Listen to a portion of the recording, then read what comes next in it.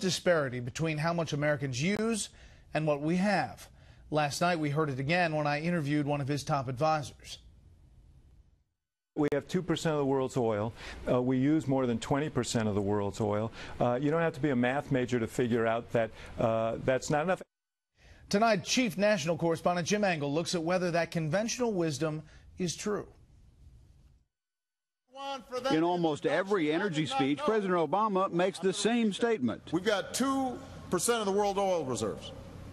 We use 20%. It's accurate, but extremely misleading.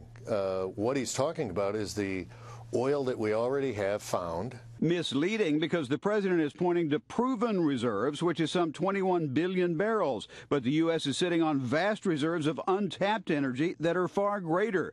One federal agency says there's 10 times more, 219 billion barrels, in what is called technically recoverable energy. Another agency in the Energy Department says there's 20 times that much, 400 billion barrels more. And some in the industry say there's 60 times that amount, meaning some 1.4 trillion barrels in untapped resources.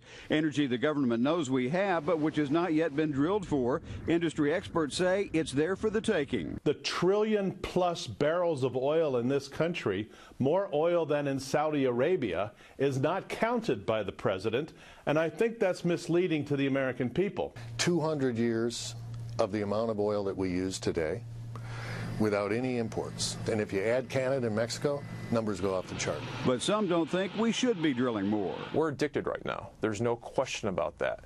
But there is a question about how do we get off of that addiction? In fact, the president prefers to emphasize we should wean ourselves off of oil, which reduces the urgency to drill, and environmentalists agree. I don't think that it is a good decision for this country or for the globe, realistically, to push for maximum drilling. The atmosphere just can't hold that much carbon dioxide anymore. The president uses the more limited number of proven reserves to argue it would be futile to drill for more oil because it could never be enough to meet our needs.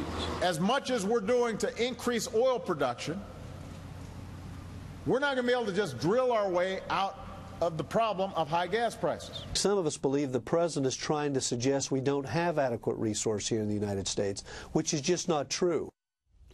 Analysts note that proven reserves were 20 billion barrels back in 1944. We've produced some 170 billion barrels since then, and proven reserves are still about 20 billion. Industry experts say that if we were to tap more American oil along with Canadian resources and renewable energy, the U.S. could be self-sufficient in just 12 years. Brett? Amazing. More on this with the panel. Jim, thank you.